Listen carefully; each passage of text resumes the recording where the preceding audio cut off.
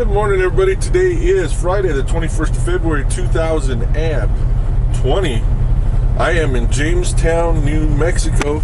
It's about 20 plus miles east of Gallup. Stayed here overnight. Got some rest. Now we're gonna hit it. We're gonna run. We're gonna see if we can get to El Reno, Oklahoma today. If we can make it there. It's about 635 miles, so we're going to push it. If not, then we'll stop probably somewhere around Elk City. But we're going to see if we can get to El Reno tonight and go from there. So,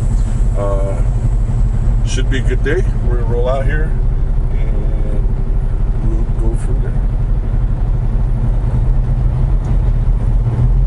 This place was packed last night.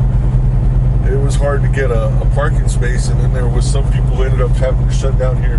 They had a problem with the pumps last night. They had a little bit of a leak. Luckily, if you don't know, diesel is not flammable in the same way that gasoline is. I mean, you can smoke around diesel. You shouldn't, but you can.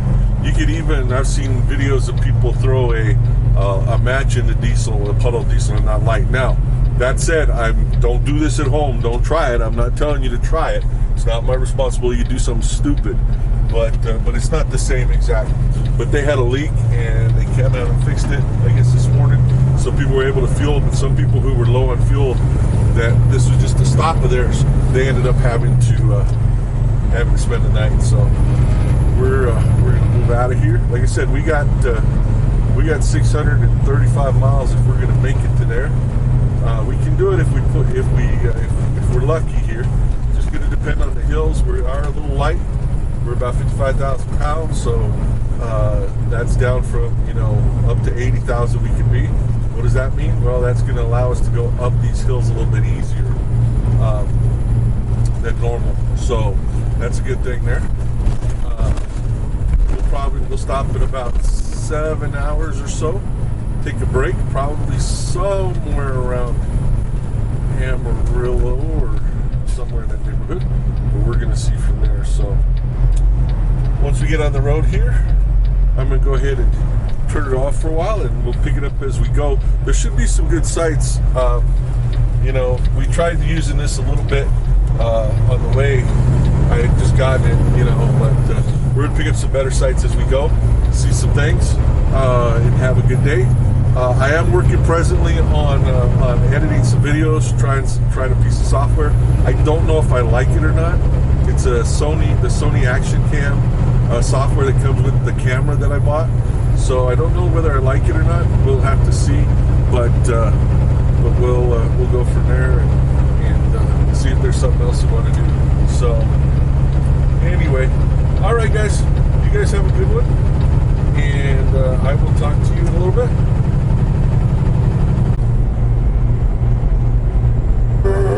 Well, I'm back really soon here. Last time when I was coming west and starting to use this camera, I talked about Mount Taylor, and you should be able to see it here in the background.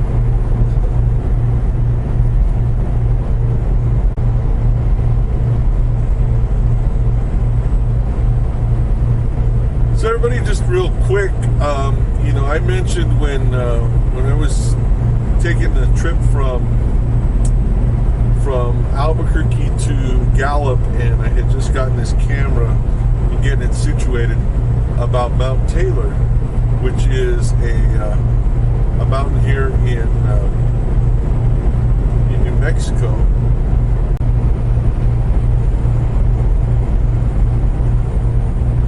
So we're headed towards Grants and Milan, and we were coming west about a week ago. I mentioned Mount Taylor, and this is a pretty good view of Mount Taylor you should be able to get. I'm headed straight towards it, so the camera should pick it up. It is the tallest peak in the San Mateo Mountains, about 11,000 plus feet. It was named after President Zachary Taylor. Originally it was named Cebolleta, and in fact that term is still used for a number of the mountains and the mesas that are in the area. So but it's covered in not only forestation but also in does have some meadows and different things there. But I just thought that was a pretty good view. I think we're going to turn back towards it here in a second, and you might get a good view. But 11,000 feet, it just sticks up in the middle of the, this desert kind of area, this transition area. And you can, on a clear day, see Mount Taylor from Albuquerque, depending on where you're at, and again, how clear the day is. But yeah, you can see it from there. We're going to turn here in a second. You'll get another view of it. They have a number of like Ironman type races, I believe, up there. I know they have a biking race that goes up the mountain. But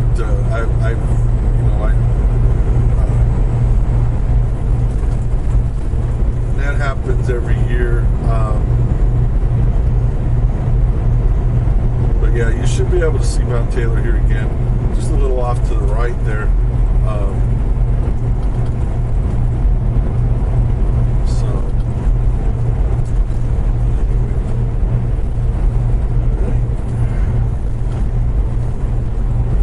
Oh, one other thing, I did confirm it is a dormant volcano,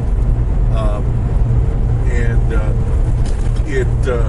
you can tell, again, mountains that are made from volcanoes or dormant volcanoes or that kind of thing, that by the shape of them, for the most part, from what I've read and from what I remember from my taking geology back in college. But anything that has like a peak like that, like it's sort of rounded on all sides and sort of goes up, most of the time that's going to be related to being a volcano. The ones like when we're going through Albuquerque, I'll film a little bit going that way. You're going to notice that on one side of the Sandia Mountains, it's very rugged, very jagged, very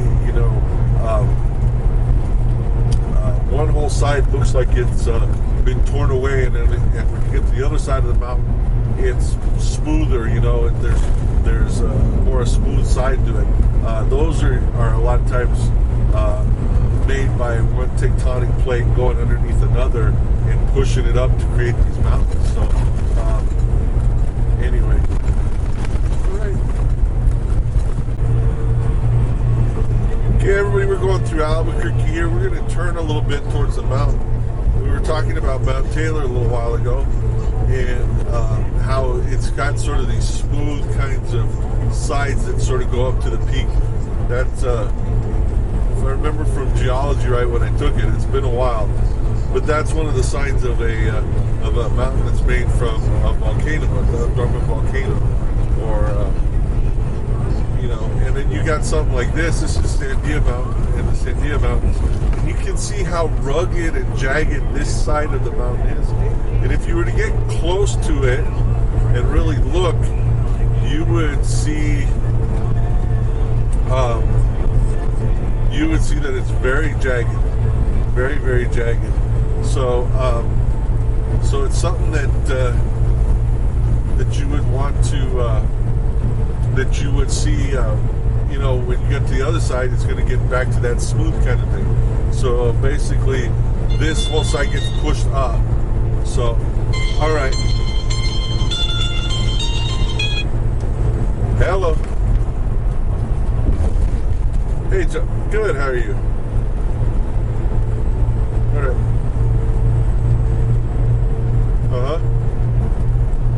Yeah. Yeah.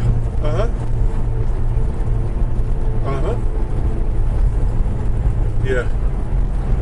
Right. Okay. Yeah. Yeah, because I sent it in. Did you see the one I sent in? I sent it in before I rolled. Yeah. So yeah, I had me getting into Chicago Sunday fairly early, I think my plan was to get to. I was going to get to Elk City today, but I'm actually going to try to get a little farther than that, about 60 miles farther than that, to just outside of Oklahoma City, and then try to get to St. Louis or just past that tomorrow early. You know, that'll get me. I think that'll get me in there sometime around. I think it was about 7 in the evening, and then that would only put me a couple hundred miles out of Chicago. And so that would let me run early in the morning to run. I think I had 5 hours left in that run.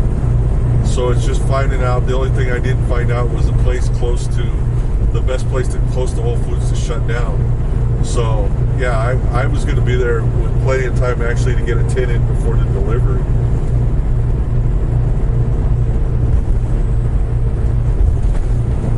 Okay. Yeah, but I think that's about right.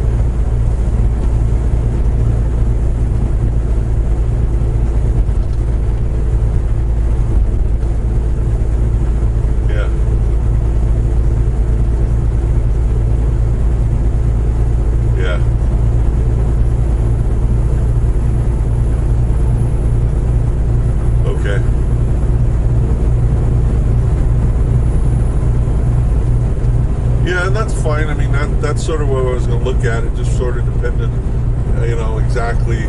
I was going to sort of figure out from there which is going to be the easier way to go. I just wasn't able to find what was close to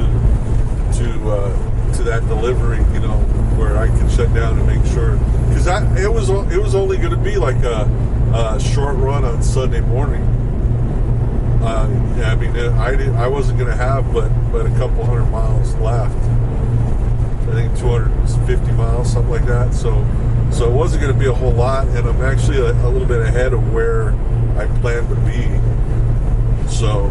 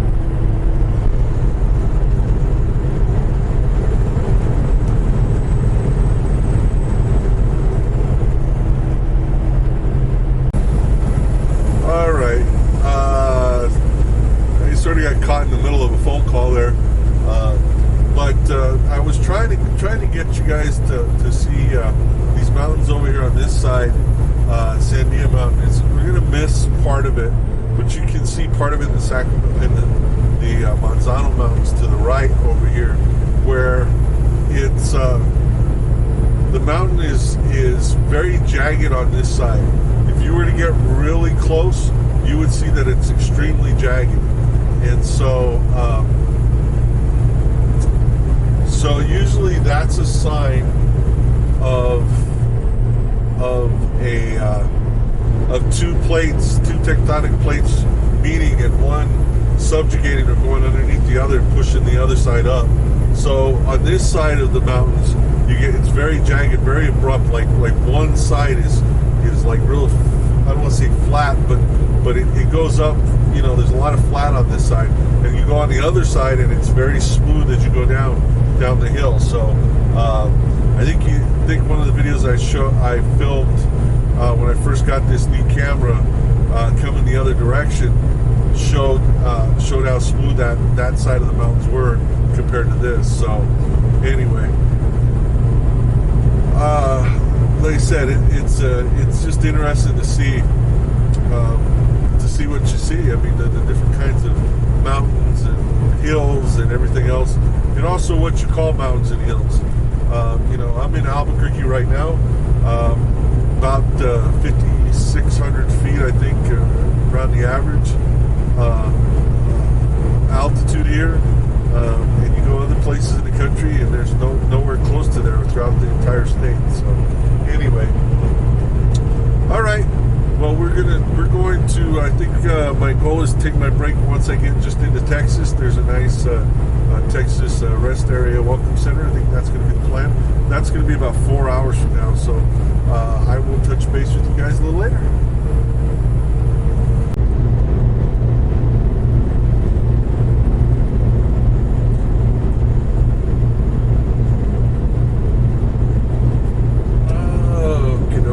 At the Texas-New Mexico border here, East I-40. Just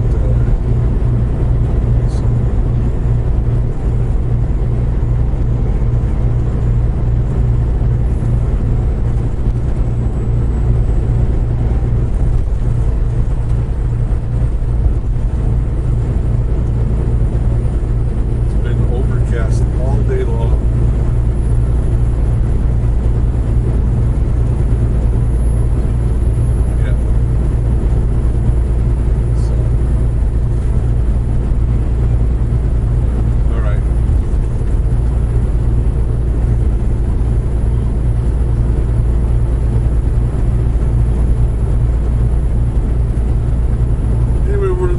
Mexico here, on I-40 East.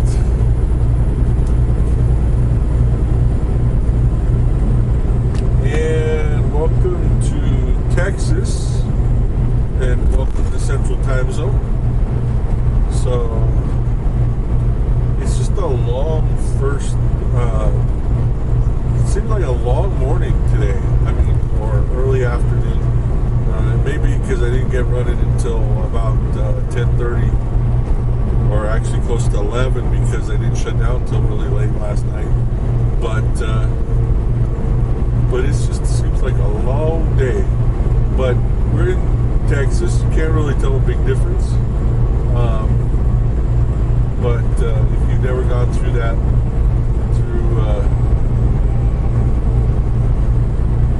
through that, I don't want to say port of entry, but through that state line right there, that's what that is. Up here in a little bit, we'll have a welcome center for Texas. I think there's one up here. It's a rest stop and stuff. If there's some room, we're going to stop and take our 30-minute break, and then figure out exactly how far we're going to run. We got about probably about 5 hours left on our clock, what I'm guessing on. So yeah, our Texas Travel Center is an exit 7276, which is actually in Amarillo. So really what I'm looking for is just a nice little rest area, place to stop for 30 minutes. If I need to, we'll go into Amarillo to do it, but I'd rather do it before we get there. That way I can just get through Amarillo on I-40 and not have to stop. So we'll see what we're gonna do, and we'll go from there. See you in a few. So we're coming up here in Groom, Texas, and there's a giant cross up here, and hopefully you'll be able to see it as we turn. I stopped by to check this out when I've gone on other trips, before I started driving a truck, but they've got some just religious stuff, little places to pray. They've got different stuff. They have this giant cross, and I thought, man, this is something else here in Texas, and how cool this is, and then it turns out that they've got them other places around the country as well. So hopefully you're able to see this. I don't know. It used to be brighter. I thought I remembered it a lot brighter than that. Maybe it just needs to be cleaned or something. But it is beautiful. Yeah, just here in Groom, Texas. So like I said, I've seen them other places as well around the country. So I don't know what organization puts them up or maintains them or runs them or whatever, but they are beautiful, and they're huge with just these beautiful crosses.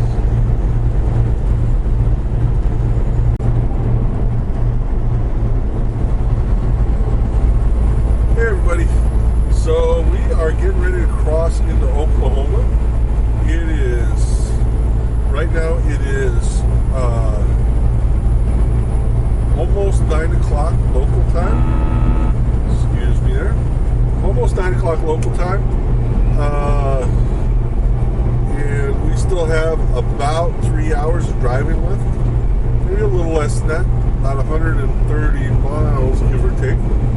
Actually, about 143. We're going to try to make it all the way to exit 140 to the pilot there, which is my next fuel stop before I head up north towards Chicago.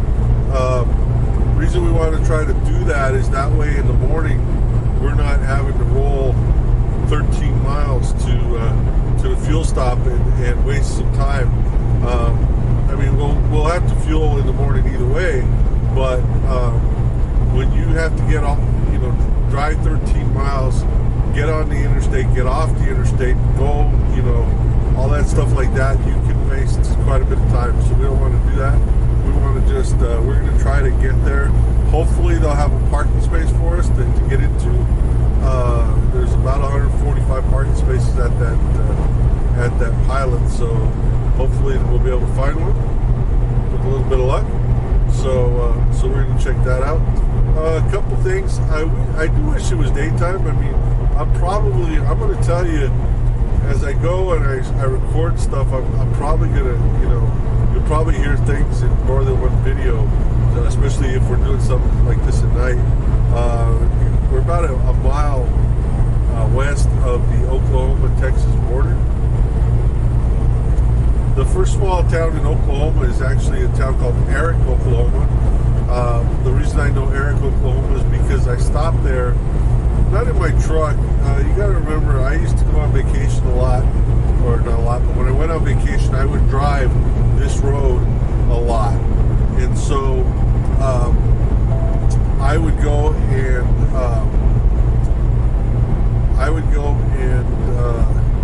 see signs for stuff, and I would go and check it out. All right, here we go. We're in Oklahoma. Welcome to Oklahoma.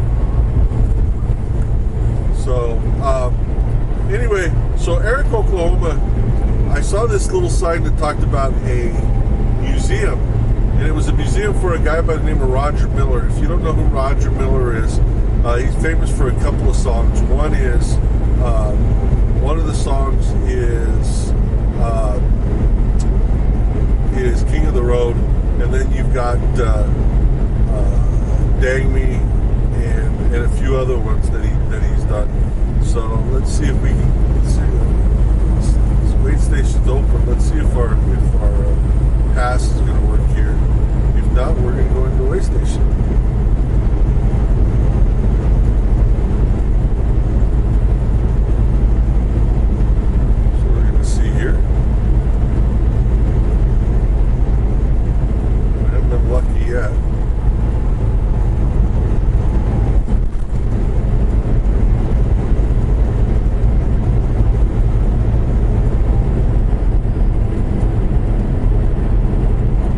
Nothing, I swear. Oh, cool.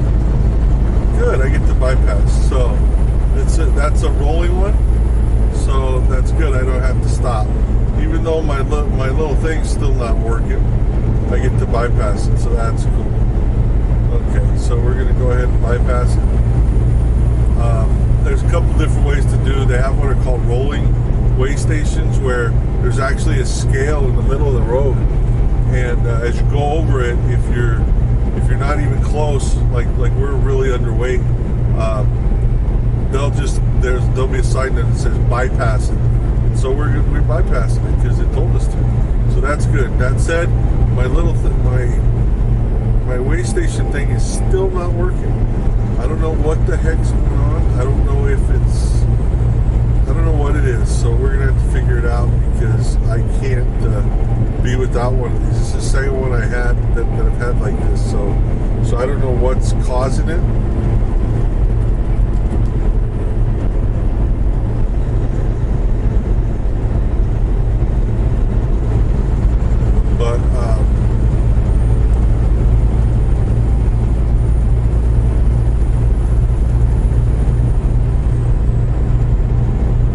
But anyway, so back to Eric, Oklahoma. So I saw a little sign talking about Roger Miller. Again, famous country western singer, wrote a lot of different songs. But he was one of the famous, was born and raised here in Eric, Oklahoma, and they have a little museum to him. Well, one of the other people that I noticed when I came through here that grew up in here. There's two big roads. One is Roger Miller, I think it's Roger Miller Boulevard, but the other one is named after the other famous local, let's say, son or whatever, and his name is Sheb Woolley. And if you don't know Sheb Woolley, there's a couple things to know about Sheb Woolley. One is he was a country western actor, bit actor. I guess he used to be in different old time westerns. But one of the things that he's famous for is a song that he did, a comical song called "The Purple People Eater." So it's just an interesting bit. But they have that here in Eric. So anyway, I just thought I'd share that. I thought that was pretty interesting.